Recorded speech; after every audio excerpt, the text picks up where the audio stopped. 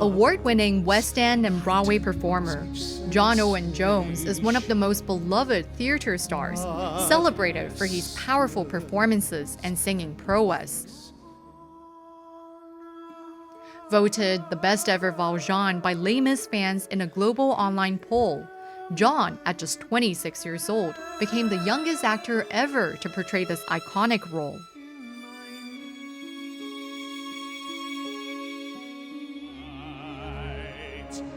He's also the longest-running Phantom in Andrew Lloyd Webber's The Phantom of the Opera. This is the moment. This is the day. Originally from a small town in South Wales, John began his stage career in school plays and with a local youth theater group. With a natural gift for entertaining and an angel-blessed voice, he trained at the Central School of Speech and Drama before making his West End debut in 1995. Since then, he's built an extraordinary career in the performing arts industry. This January, John returned to China for a concert tour, performing in 5 major cities. We invited him to our studio for a coffee chat to learn more about his new production and hear his thoughts on the musical theater industry. Such a pleasure to have you on the show with us, John. Thank you. Right, you're back in China with a new concert tour. Yeah. Tell us about that.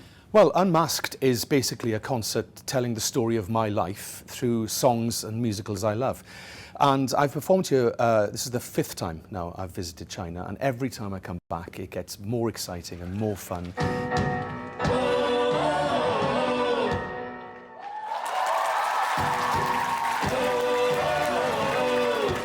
Ladies and gents, this is the moment you waited for. So how did you put together the set list, the musics for this particular show? Basically looked at my career so far, and all songs from shows I've been involved with or loved since I started my career back in 1994. Right, and there's a big part of it which is from Phantom and Les Mis, right? Have they left any marks on you? Yeah, they've been massively important in my life. Both shows, I've spent an awful lot of time. We're talking, I did Les Mis in '95, so I've been involved with that show for 31 years. And Phantom, during that time, my wife and I had 2 children, and that was a very important time in my life, and I spent 4 years playing the Phantom in the West End, so I did it more in London than anyone else. Those 2 shows have enabled me to travel the world and come to places like China and America and Australia, places I may never have visited. Thanks to Valjean and the Phantom, doors have been opened to me, and I'm very grateful for that. So when it comes to the Phantom, you've also shared stages with Ramin, Earl, and Jeremy Seacombe. Yeah. Where do you see yourself in that ranking? I'm sure Jeremy and Earl and Ramin and all the other Phantoms would probably agree that I was the best. I don't know. I don't know. As I say, everyone has different opinions. It's a funny business. There's competition, but there's friendly rivalry. But everyone, at the end of the day, knows that it's a job, and we're here to entertain people, and that's what we have to do. Confidence is a very important part for actors, right? You know what you're doing, you know the version that you're presenting is what you offer for the audience.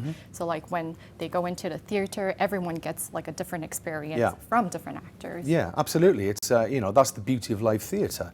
So here in Beijing, we've got 4 shows, and there are audience members who are coming to every single show because they know that they will see something slightly different every night, even though we're presenting the same show. The vibe and the theme is always going to be different, and that's what I really love about live theatre. That's why I've primarily focused on that in my career. I'm a creature of the theatre.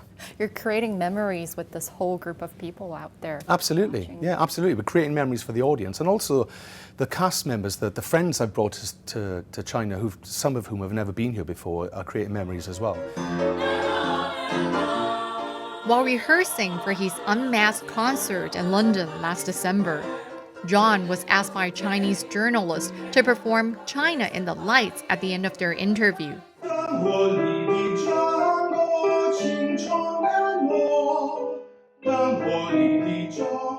The clip, posted online, quickly went viral, catching the attention of its songwriter, Shu Nan. When John visits Beijing, I was hoping we could meet in my studio. We'll perform China in the Lights together there. Weeks later, the online invitation turned into reality. 录音的地方， The two met in person, and together they sang China in the Lights. 灯火里的中国，青春婀娜。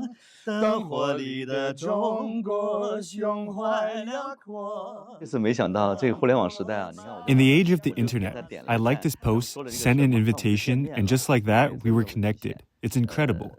Musical exchanges between countries are so important. They break down language barriers and help us better understand our shared values, our common future, and our love for one another. And now talking about the power of social media and the magic of music.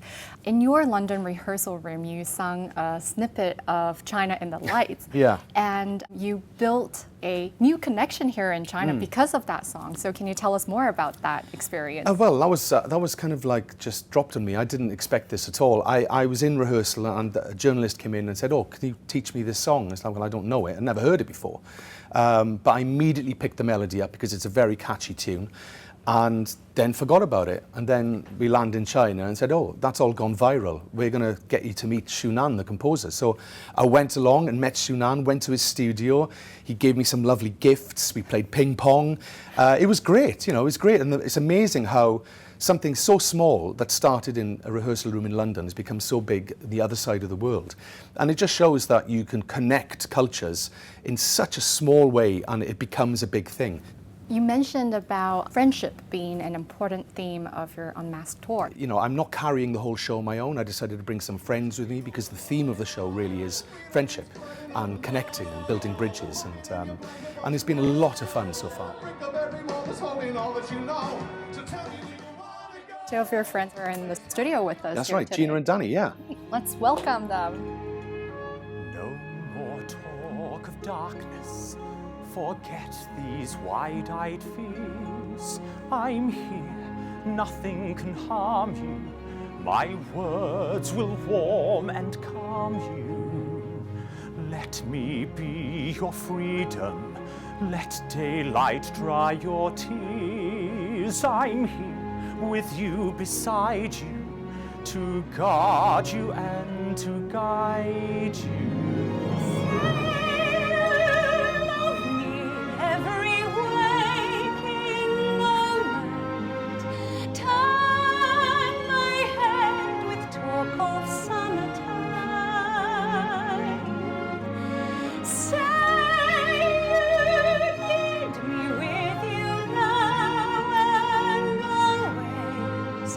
Promise me that all you say is true. That's all I ask of you. Great to have you join us. Thank you so much. I know John has been here for a couple of times, and it's your first time here in China performing and traveling. Yeah. So what is it like? Oh, it's just been amazing. I've already been to see the Great Wall of China, the Forbidden City. That your historic history is just unbelievable. See the Chinese history is just, definitely a bucket list. And John said before we came that Chinese audiences were something different, and he was totally right. It's been absolutely amazing. The people we've met after the show that have come up to us, and wow. it's been incredible. Feels like they're so much more invested in both us as performers and in the music. It seems like these shows have really touched them so much. The Les Miserables, the Phantom of the Opera. They just seem to be really musical theatre lovers, like deep lovers, and it's just so lovely to see their enthusiasm and their reaction. You did a little sing-along in the shopping mall yesterday, right? Yeah. And the voices were incredible. We just plucked people out, and they could have been up on stage with us, so it was great. It was so funny because, obviously we didn't know what to expect when you thrust a mic into somebody's face. But they were all incredible. We were floored. Yeah. Musical theater in China is booming.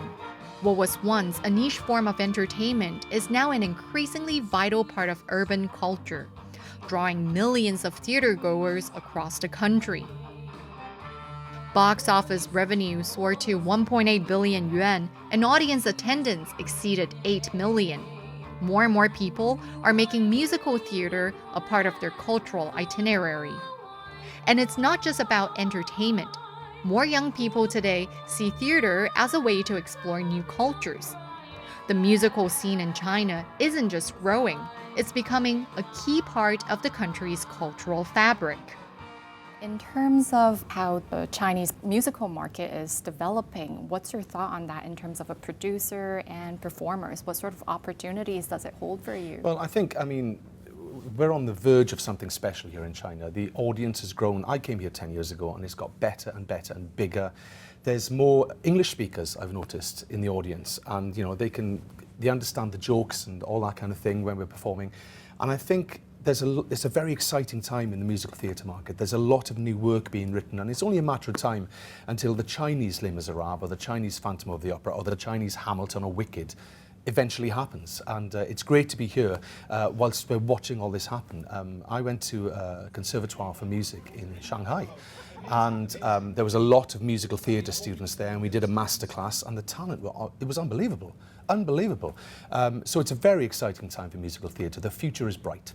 So if a Chinese kid were to come up to you and ask, should I be doing musical in the future, what would you say? Well, I would say, yeah, absolutely, because like John said, it's such an emerging market for you guys, and there are obviously going to be so many more opportunities for them in the future. Is it a tough path? Do you have to? No. I know you're a naturally gifted. Oh, thank you. Yeah, it is. You have to work hard. You know, there's three things you need as an actor and a musical theatre performer to have any kind of success, and that is luck, a good work ethic, and more luck.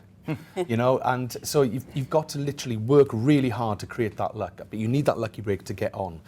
You also need talent, and if you haven't got that, you can't do anything. But so there's four things really: luck, talent, and a good work ethic. A lot of those kids I saw in that conservatoire of music have got that. They just need that bit of luck now. So yeah, it's a very exciting time, and to be part of musical theatre in the West, coming here, and you know, hopefully we'll have Chinese performers coming over to the West, and there'll be a big exchange of ideas and cultural impact, and it's just great to be part of the opening wave of that. And Chinese New Year's is coming up, and is it okay if you do a little best wishes for our audience, singing a line of your favorite song? Yes, okay. Mine is going to be, because I knew you, I have been changed for good. I was going to do that. Sorry. Were you in that? No, I wasn't. No. But we do sing that song Yeah, on the we show. do. So, yeah. Anywhere you go, let me go too. China, that's all I ask of you. So a request from our audience and the team, can you perform a song for us? What would you like me to sing? Your favorite? Well, You have only one I've got a few. choice. Yeah, well, why don't I sing Music of the Night? Lovely. Floating, falling, sweet intoxication. Touch me, trust me, savor each sensation. Let the dream begin, let your darker side give in to the power of the music that I write. The power of the music of